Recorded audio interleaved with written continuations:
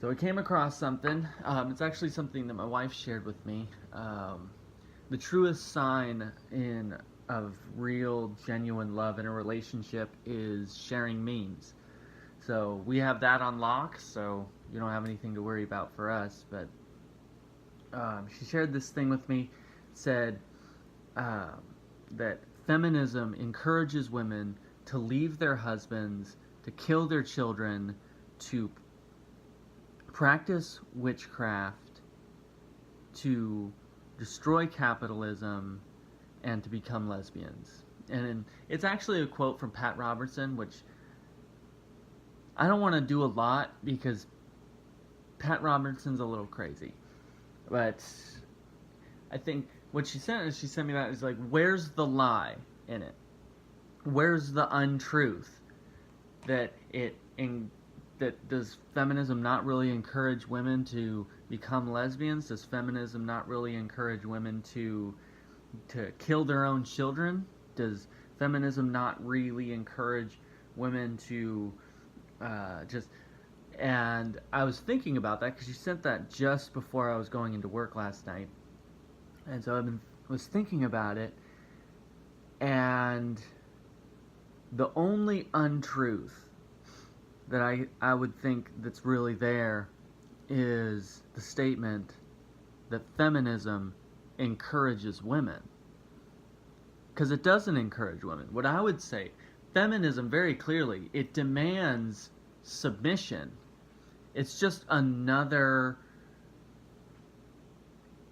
controller. It's just another dictator ideology that forces people to do what it wants them to do rather than actually what it preaches as supposedly giving women a choice.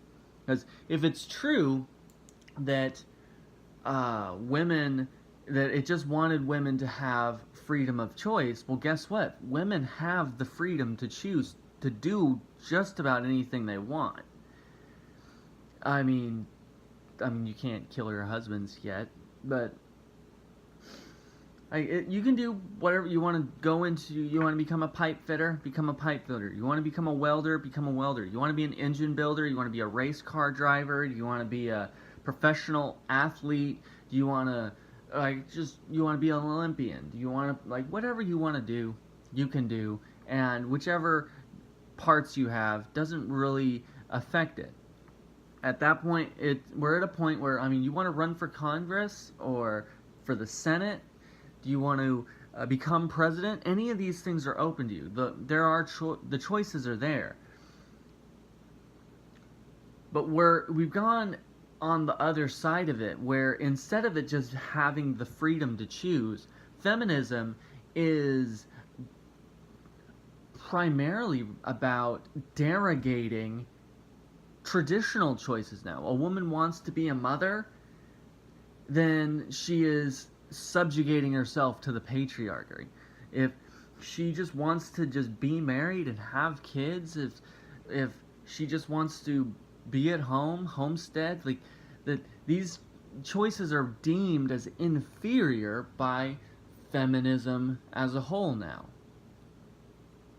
And I find it to be disgusting. And it's hilarious to me how feminism will take an image of what it determines is a sexually exploitative image of women in video games or in art or in comic books or wherever, and say that it's exploiting or if it's sexualizing, it's objectifying women. And yet, if you go to a women's march in Washington, D.C., New York City, Seattle, Boston, you're going to see a bunch of women walking around that are topless or wearing or just wearing less clothing than any of the objectifying imagery that they hate so much. It's weird. It's counter. It's counterproductive logic, really. But again, coming back to it, where's the lie?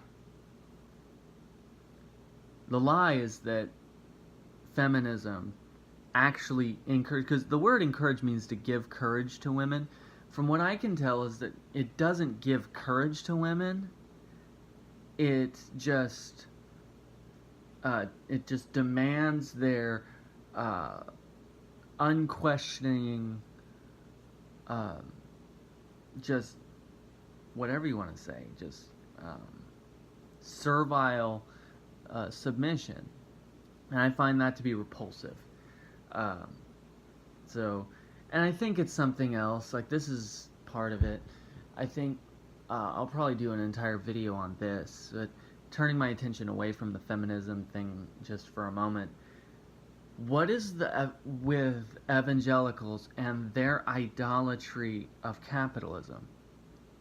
Now, I'm aware communism is not a good thing. I'm aware that it has done destructive things to everywhere that it has been attempted. I'm aware of those things. Like, you will not find me at a communist or a Red Army rally at any point. But what I'm saying is, there seems to be a fetishization almost of capitalism, as if, like, it seems in some ways that it has replaced or taken a place as a core doctrine in evangelicalism. That some churches, some pastors seem to preach as though you have the Holy Trinity, and then you have capitalism is like almost right there next to it. Like, none of them would say that it's part of the Trinity. None of them would say that out overtly, but the way they talk about it is that it's right alongside it, and I find it ridiculous. I find it absurd how I just people are more afraid of losing their economic status, their economic vehicle in today's society, than they are worried about losing their faith, losing their children, walking away from the faith. They almost treat those as synonymous, that if their kid doesn't want capitalism, then they don't want Jesus. I'm certain of it. I am absolutely certain that you can have Jesus in a non-capitalist environment. Because right now, as the world is concerned,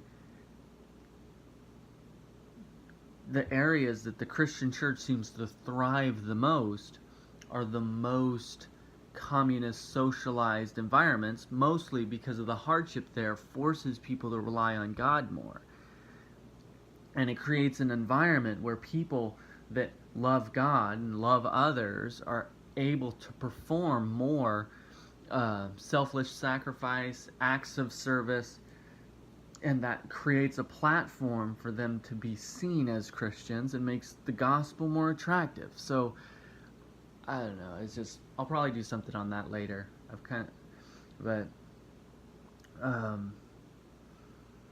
It's just something to consider in the heart, I guess, of what are you doing?